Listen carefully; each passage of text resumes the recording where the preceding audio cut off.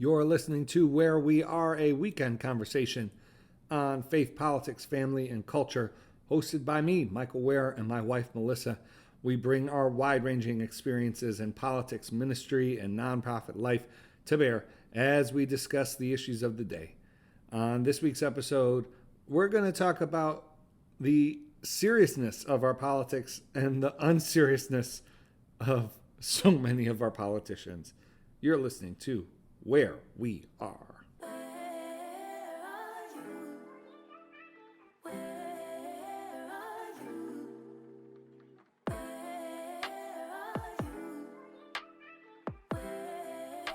This is Where We Are. We are the Wares. I'm Michael. I'm Melissa. It's that time of year when the world falls in love. Every song you hear seems to say, Melissa.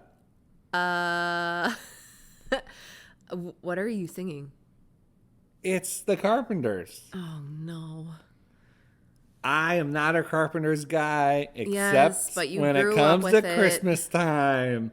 I did not grow up with it. It's Carpenters time. It's Christmas time. It's hammer time. Christmas markets open this weekend. It does. They do. Yes. Yes, in Baltimore. In Baltimore and in DC. DC. We've never done the DC ones. The DC ones, meh. They don't look too traditional to me, but meh. You should run in the Iowa caucus, I think, with that take. No, but Baltimore has an amazing Christmas market. It does. It's very cute. One of the best I've seen in this country, and we've been around the Rust Belt. I am something of a Christmas market connoisseur, so I know. Yeah. No, it's very good. You should run through Baltimore. It runs between now and I think like early January. It runs for a long time. We are very happy to be with you. I have recovered from sleep, though it's kind of like the book comes out in 2.5 months, Melissa. Mm-hmm. I record the audiobook for The Spirit of Our Politics on Monday and Tuesday of this week. Not too bad for someone who spent much of his youth in speech therapy, I might add. A big win for the language development program in the town of Tonawanda, New York. Shout out to them. This belongs to you, LDP. And, have I ever told you I went to the LDP? My language development was right next to our high school. Oh, wow, Michael. No, I've never heard that out of your mouth. That building doesn't exist anymore. It's now senior homes. I know, and your grandma lived there. Where my grandma lived. Yeah. Isn't that crazy? Full circle, Michael. Full circle. Okay.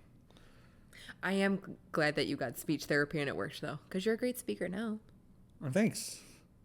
Zonovan thinks so. Yeah. I had to send them a little audio file so that they could make sure your audition for your own words. Yeah, I had to audition to read my own book, and I sent them an audio file, and they were like, "This'll do." So that'll do, pig. What I'm wondering is if I'm going to have other people asking me to read their books after they see just how I knock this out of the park. I'm sure they will, Michael. You can read my book. What's going on in your... What's your book on? Cat diplomacy. You had that answer coming out of a holster. Yes. What's Anyways, let's get into it. What's going on in your life? Oh, okay. Sorry. I'm always like, jump straight into it, skip over my life. I mean, our girls are just fighting a lot lately, so I'm very tapped out when it comes to motherhood right now. But the great thing is that our firstborn has her birthday this week. She has her very first kid birthday party tomorrow. Well, what will be today when this episode airs. And it's a Baby Yoda birthday party. I created the invitations, and she is so stoked for it. And I'm very excited for her. I'm going to make her do her Baby Yoda impression at least 3 dozen times. Yes. Tomorrow. She has a bunch of her classmates coming and some of her other little friends coming, some cousins and things like that. So it's going to be cute to see her surrounded by, have a ton of 4 and 5-year-olds in our house. A few 2-year-olds too. Yeah, we thought we were just past the time period where we had to worry about our house being a safety hazard for children. But tomorrow will be another Testing those test waters. of that. Yeah. Fantastic. Maybe that will lead us to fix our deck. But not in time for tomorrow. Good luck, kids. Yeah. Very exciting that our eldest is turning 5. That feels like a milestone. It's a huge milestone. I can't believe it. I've been trying to process it, and my heart won't let me. I know you're a big feelings man. Yeah. Okay. Speaking of big feelings, Yeah, a lot of people in Congress had them this week. we are getting very good at the transitions. We really are. This is really it's stellar. only taken me about a year and a half. Yeah, I think this is episode 87, 88. It's 88, the year we were born. Don't age me in front of our listeners. Do we think we have like a bunch of 17-year-olds listening to us? Well, no, I think we have a bunch of judgy 30-something. This one goes out to you. Yeah, so I think there is so much happening in the news, and Lots of serious things. we talked a bit about what we wanted to focus on this episode, and I think this episode will be something of like a news smorgasbord, but the through line of it is going to be, it has been a really, really serious couple of months news-wise. And both the conduct and what gets so much of the attention not only doesn't reflect that, but it seems like the more serious our news gets, the more infantile some of our public officials and just the political culture generally is becoming.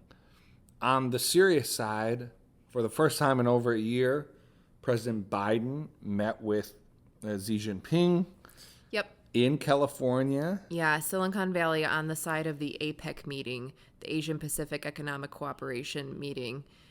They met for 4 hours, the longest. It's the first meeting that Biden's had with him since becoming president. 4 hours is a very long meeting for two leaders. Xi Jinping came in with much softer language. They immediately came to a deal on the chemicals that China produces around fentanyl. They agreed to military communications that will help with a lot of miscommunications, especially as China has been ramping up its sort of belligerence in the South China Sea. They discussed things like Taiwan, and apparently Xi, didn't completely soften his stance there, but said that they have no immediate aims with what they call their territory. And so there were actually some victories. The fact that because China economically is not doing well at all. It's had a complete consumer confidence crisis. They have For the first time in decades, the U.S. economy outperformed the Chinese economy. Yes, they've had bankruptcies. They're having a housing crisis or property crisis, really. And so she is in a very vulnerable place. And so diplomacy has been opened back up. And I mean, the Biden administration's been working on this for months. He had the Secretary of State this past summer, and then the National Security Advisor, Jake Sullivan, went in for a meeting. Because things really broke down around Pelosi going to Taiwan, Yes. the spy balloon. Balloons. As much as, and I will say, kind of hard not to make jokes about the spy balloon. I'll never not make jokes about the spy But that balloons. is an example of something that actually had very serious implications. And it was just memeified. Yeah. Yes. And so we're at a really critical and interesting point in U.S.-China relations with China. They used to call their diplomacy and their diplomats wolf warriors, and that sort of moniker is kind of dying down because China's in a very vulnerable economic standpoint. I mean, Biden, with the measures that he took on semiconductors and chips being produced in the United States, has really hurt China economically. And so she came in saying, "Hey, can you guys calm yourselves on that one? We're losing out economically." Whereas Biden, his whole point is like, this is a national security issue because the Chinese military uses these things. But still, the fact that they kind of came in with a much sort of more vulnerable posture is huge for the United States, because China's been a huge thorn in its side. With Israel and Gaza going on, China is a very important factor besides Russia. Obviously, Ukraine is still going on, and is a long, protracted war at this point. I mean, just on the foreign policy and national security front, it's multiple fronts going on. We have famines, genocides elsewhere in the world, just a lot of stuff. Yeah, I mean, just to put not a bow on but just to give listeners something to keep an eye on when it comes to U.S.-China relations. Taiwan holds elections in January, and so American officials have been pretty clear that they're going to be watching very closely for interference from China. And I think things can get more frosty really quickly if that happens, if China limits its interference and attempts to influence the election in Taiwan. Then you could see some real momentum and thawing potentially in the U.S.-China relationship. It is interesting. We're not in the late 90s anymore. I was struck by just the open admission of competitiveness and a certain level of adversarialism, sort of a we need to hold things together and not let things get out of hand. But implicit in that is an admission that they're competing and that there are attempts to undermine, the nations are attempting to undermine one another. And so I was really struck by that. I read a quote from Xi's opening remarks before they went into the summit on the Morning Five this past week that I thought was striking for its sort of sense of history and that sort of thing. So that's U.S.-China. As Melissa sort of alluded to, whether you look at Armenia and what's happening in Armenia, mm-hmm. Obviously Ukraine, I think what's on at the forefront of many of our minds, Israel, Gaza. I mean, this has been a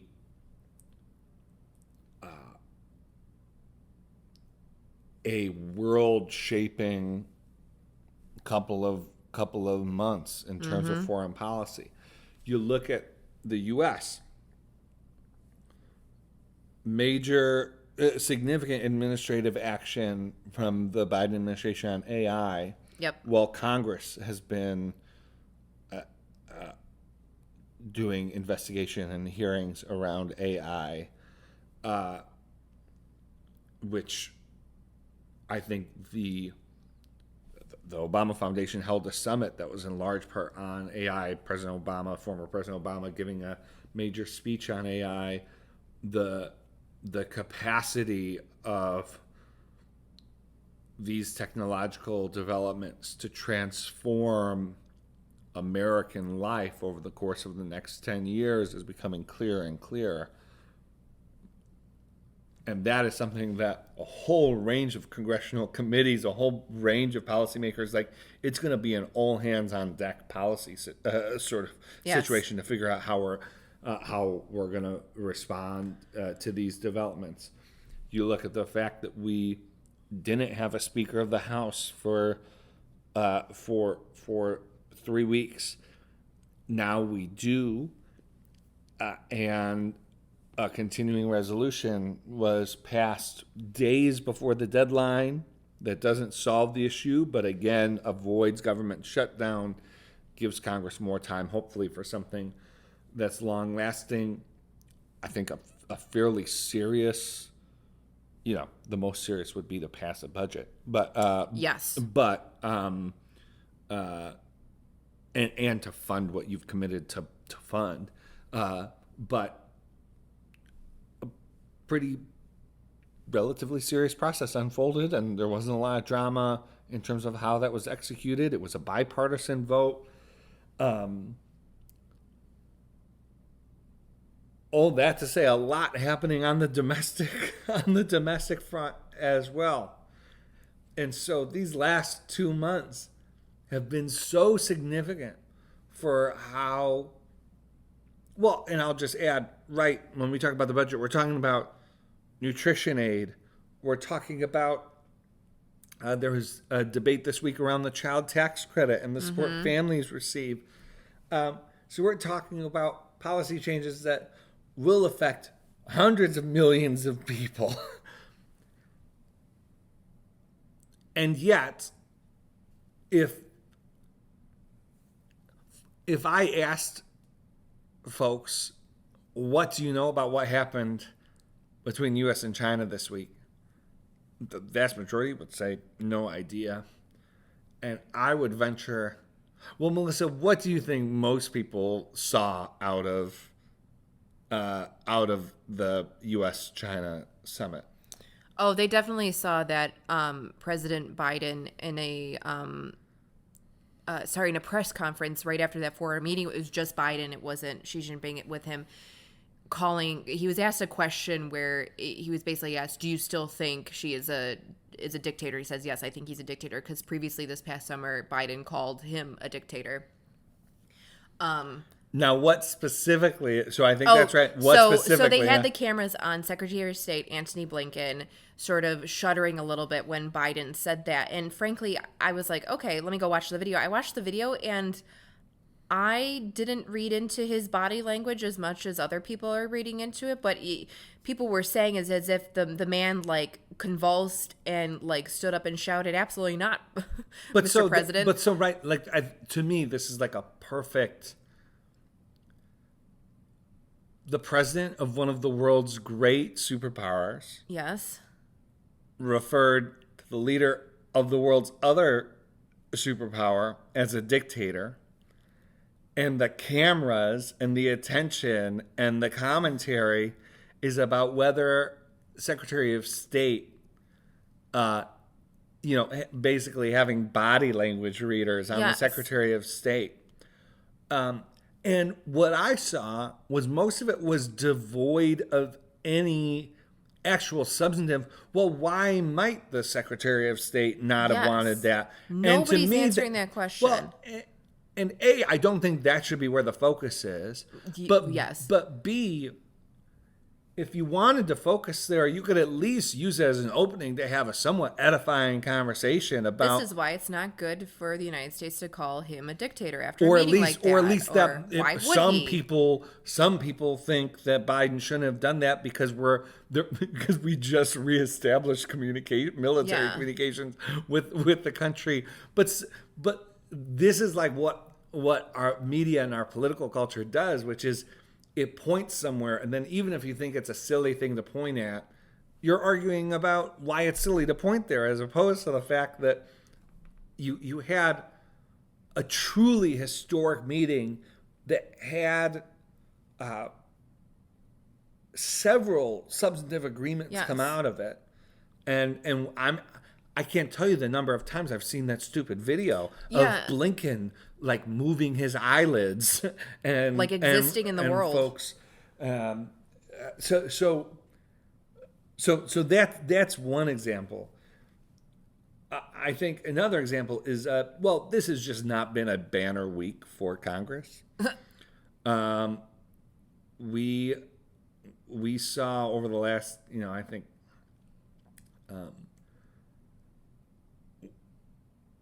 We've seen members of Congress shouting at each other, calling each other Smurfs and bringing people's family members into a committee debate. We saw a United States Senator from Oklahoma challenge someone giving congressional testimony to a fight where Bernie Sanders, of all people, had to step in and remind the senator from Oklahoma that he is in fact a United States senator and probably shouldn't be challenging people to fights in the middle of a Senate hearing.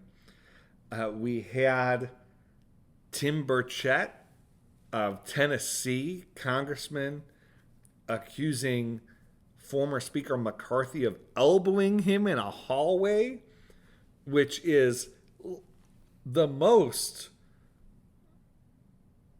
I don't know if it happened, don't know if it didn't happen, whatever. It sounds like an episode of Saved by the Bell. Like it sounds like what happens in a middle school hallway, not Yes. the halls of Congress. And so it's just disorienting to the average American to see headlines saying that there are huge threats, huge developments, AI, China, Israel, Gaza, Russia, Ukraine, that could transform their way of life. And then they look to DC, and whether it's because it's the dominant behavior, which I don't think it is, I think there are a lot of wonderful people working on the Hill. There are a lot of wonderful people in Congress. But what gets the attention, what gets the headlines, is this sort of adolescent behavior. And I think the question I have, and that I've had, that I always ask myself is, to what extent is behavior like this a result of the immaturity of the people in these leadership positions, whether it's elected office, journalism, etc., or those leaders' determination of what the American people themselves want or demand or are seeking from them. I increasingly think it's a vicious cycle of both. The worse our leaders' behavior gets, the more it caters to the worst impulses of basically consumers, then the lower the bar goes next time. But yeah, Melissa, what thoughts do you have?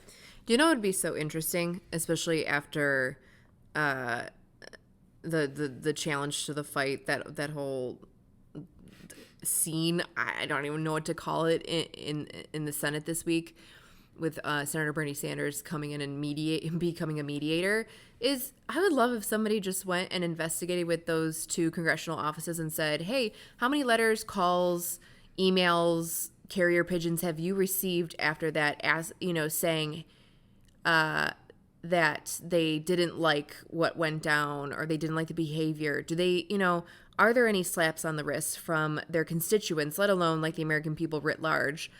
I would love to know constituency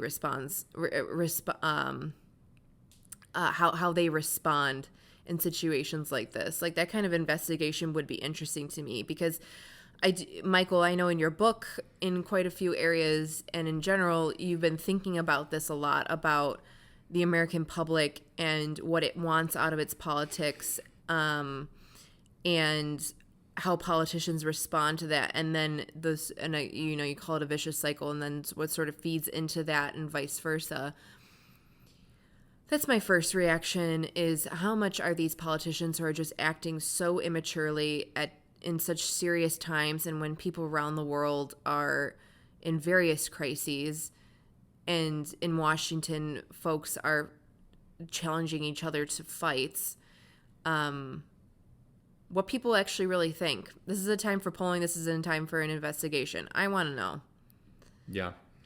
Well, yeah, I mentioned that there are members of Congress who are doing work, and their staff members are. There are many who take their jobs seriously. I think the vast majority. But there are increasingly fewer of these serious members of Congress. Punchbowl News put together,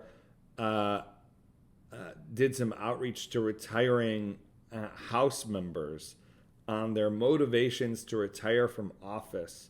Here are some of the quotes and reactions. It's from Congressman Earl Blumenauer of Oregon. It's insane, and it adds no value to my life, referring to being a member of Congress. The things I care about, I can do better not here. Congressman Ken Buck said, it's stupid, impeach that person, censure that person. It's all political, so members can go raise money and talk tough back home.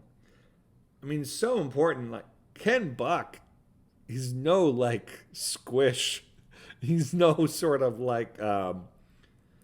he's not exactly, he's not like Charlie Dent. And I like Charlie Dent, former congressman from Pennsylvania, but he's not someone who's constantly appealing to bipartisanship and civility and these kinds of things. Ken Buck is a Freedom Caucus member, and yet on his way out, he's saying this is all just so stupid.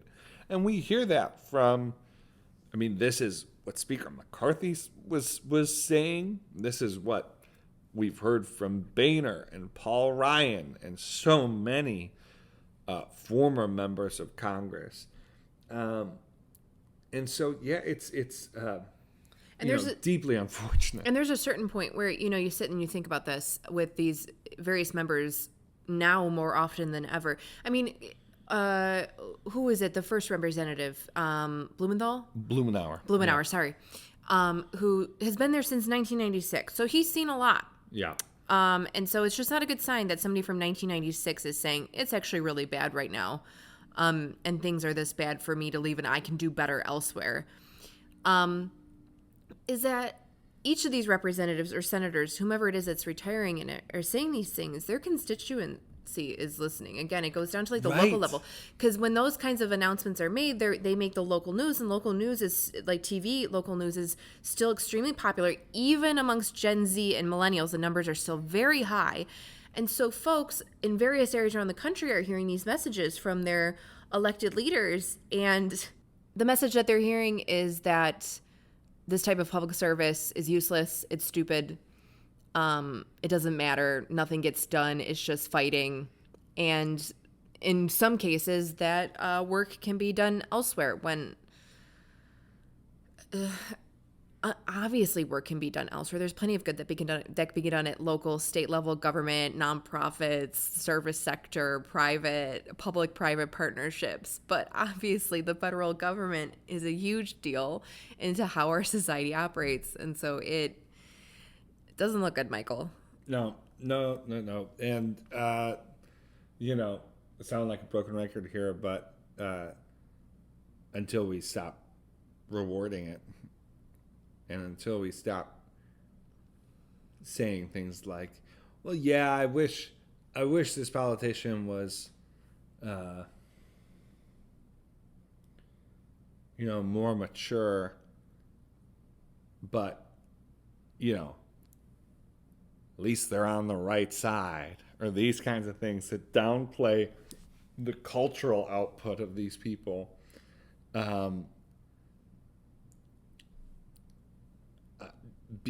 Because they might vote the right way. No, we need to actually start counting contribution to our political culture as part of how we judge and how we evaluate the both elected officials, but again, also folks in other positions of responsibility, journalism, civic leadership of all kinds. So we try to play our part here of pointing your attention to the real human consequences of political decision making without making more of politics than it should be, and certainly not playing into the sort of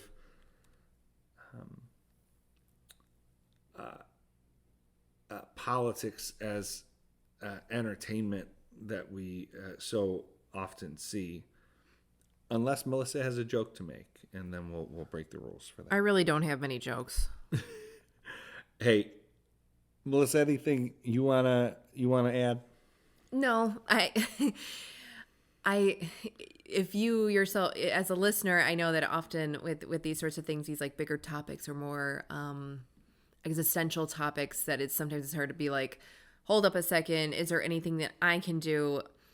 And, with your local Congress people, especially if they are doing something that you really support, or if not just about like the policy or like the every single line of like a piece of policy, but the politics, like the way they conduct themselves, the posture, the things like that. If they're doing anything that you don't like, or you think is actually raising the temperature, or you think is turning politics into entertainment, is, corroding something, then contact them.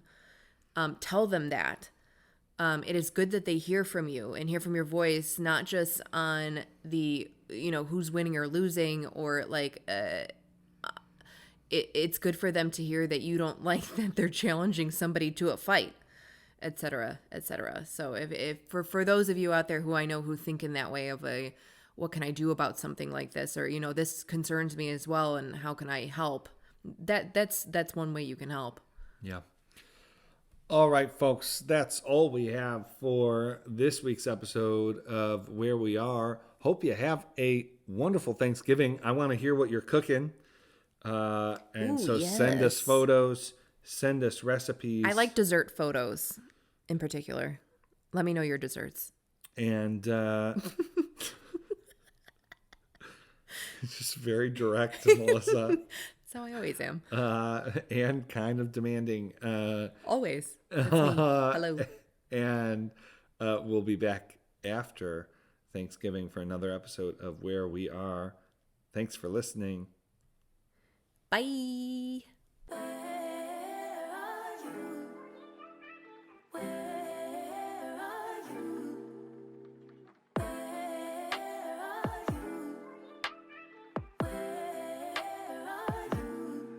It's the end of the weekend, but I still wanna turn up. Yeah, I still wanna